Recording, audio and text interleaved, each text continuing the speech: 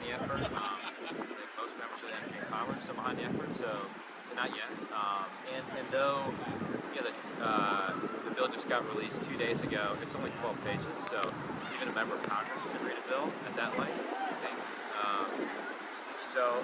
I have to salute the work of Chairman Catherine Morse Rogers, as well as Ranking Member Pallone, who tackled this in a very thoughtful and constructive way. And again, as I said yesterday in our press conference, we didn't arrive at this solution. Right? I mean, it's a very complicated issue. There's been previous attempts to do this that haven't worked, so we tried to learn from those failures and iterate off of it. And thus far, everyone's approaching it very constructively. And again, I'll salute the White House, which is something I don't often do. I mean, working with their national security team and getting technical assistance on the bill, it's been kind of how it should work. Congressman, one technical question. Here, and there have been constitutional concerns about the bill, especially regarding the First Amendment. Groups like the ACLU have come out against it. What's your response? I think there's clear precedent for tackling the basic ownership of companies. Certainly when it comes to antitrust legislation, for example, right? I mean, by that argument, we would have broken up Bell in 1982, right? This is about foreign adversary control of a social media application. It's not about censorship. It doesn't go after individual TikTok user speech or things like that. So we think this is part of our process of working together and getting not only technical assistance from the White House, but outside legal expertise. So we think we've arrived at a point that doesn't engender any concerns over a bill of attainder or something like that. It's not about shutting down speech. As long as the ownership structure is changed, TikTok can continue and Americans can say whatever the heck they want on the platform. And you have some members characterizing this bill as a ban. Would it be accurate to characterize it that way? No, it's a divestiture, I think. It gives TikTok a choice. Divest the ownership structure or lose access to app stores. So a total ban, I think TikTok is characterizing it as an outright ban, which is of course an outright lie. Look, read the legislation. Congressman, who determines that the company running this app is controlled by a foreign adversary? Is that a government agency? Is it a cabinet? Who determines that? Well, we define the threshold in the statute itself, both by defining the four foreign adversaries, China, Russia, Iran, and North Korea. And then we also define the threshold for ownership and operational control. So 20% ownership. So Congress sets the definition. But let's say there were a future company that engender the same concerns that TikTok does. The administration would have to make the case, and as the executive branch has been doing for years now when it comes to TikTok, they'd have to do that in partnership with Congress. But we deliberately set a very clear high bar because we don't want this authority to be abused. And one critical thing that we learned from other attempts to do this, there's nothing in the legislation that would allow this administration or any future administration to go after an American social media company at all. It's about foreign adversary control of social media. And the privacy concerns that engenders, the espionage concerns, but most importantly, like the concerns for the news, right? If young Americans are getting all their news from TikTok, and the algorithm remains a black box, that is a fundamental concern. If this passes, going to make you want to stay? I mean, the House would be getting something done. A lot of people are leaving because they feel like there's, we're at a standstill. Yeah, no, I don't think, I'm happy to pass this and leave, and I think the Republic will survive whether or not I'm in Congress, but no, there are other things I think I can do to serve the country. If it passes today, like what kind of track does it start? Will this be voted on next week? As I said before, I'm for whatever the quickest path to the floor is that doesn't violate and all those things. And I think the bill's simple enough where I don't think it will require months of debate. So. What do you think? Yeah. I've talked with a lot of people who are invested in ByteDance, and they understand that it would be in their interests, and even in ByteDance's interest, for there to be a sale. People could make money. For example, if TikTok went public in America, versus like a janky Hong Kong IPO. No offense to Hong Kong, we love Hong Kong pre-CCP takeover. We don't like the CCP takeover in Hong Kong. And eviscerating the idea of one country, two systems, which Taiwan is taking note of, by the way, side note.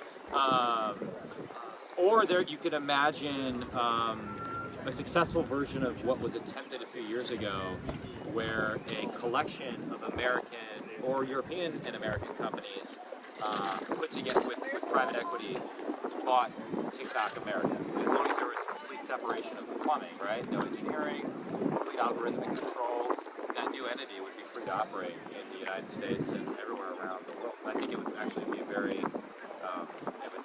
strong company, right?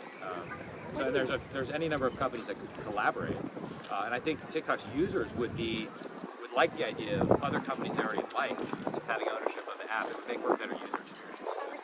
Part of TikTok's campaign. I don't know how to work this. Right? Sorry, Congressman. Part of TikTok's campaign right now against this bill is to elevate the voices of the small businesses who are on the platform. Yeah. Their estimate is around 5 million small businesses, and if this app were to be banned, are you concerned about some of the entrepreneurs and all of those businesses on the platform? All the more reason why TikTok's users should encourage ByteDance to divest TikTok from the mothership and thereby CCP control.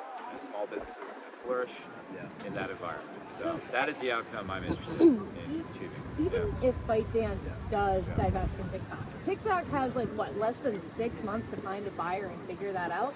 Isn't this kind of putting TikTok at a disadvantage, kind of like giving a fire sale type mentality to it? I don't think so. 6 months is a long time, Is particularly it? in the business world. Yeah, and this isn't like a new thing. We've been talking about this issue for years now.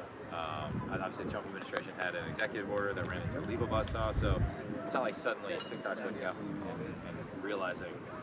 Members of Congress on both sides of the aisle are concerned about the app and want there to be a change in ownership. Probably got time for one more question, guys. One more question. Is your bill bulletproof in terms of ensuring that any U.S. company with ties to China isn't going to be wrapped up in this? What are you hearing from the business community? Well, I don't know if bulletproof is the right description. If I'm understanding it, I haven't heard any concerns about another company being an American company being affected by this. And again, we've written it explicitly so it gives no authority to the executive branch to go after any American company. We're very clear about that. How about WeChat? Yeah. This would ban WeChat in the U.S. Obviously, it's a Chinese app used by a lot of people here.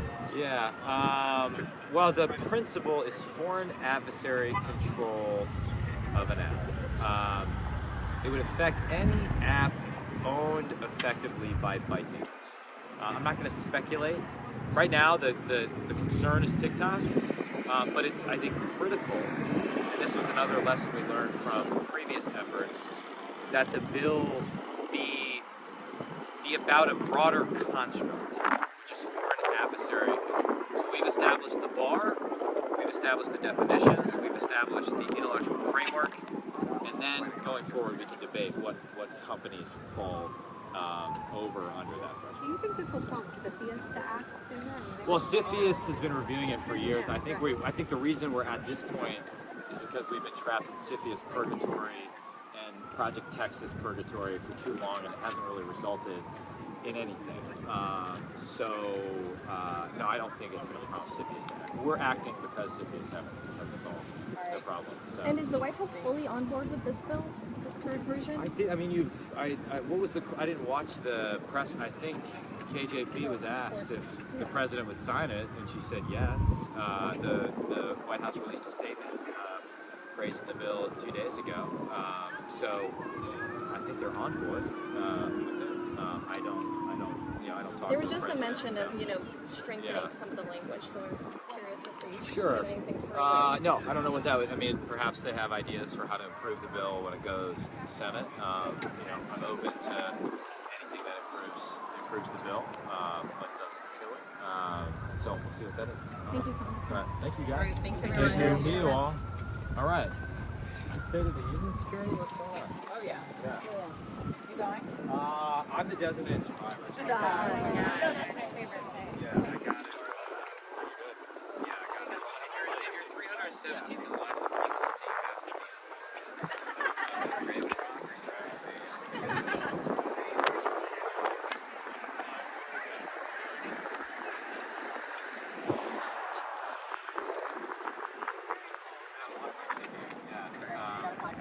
you know, if I do that in my office?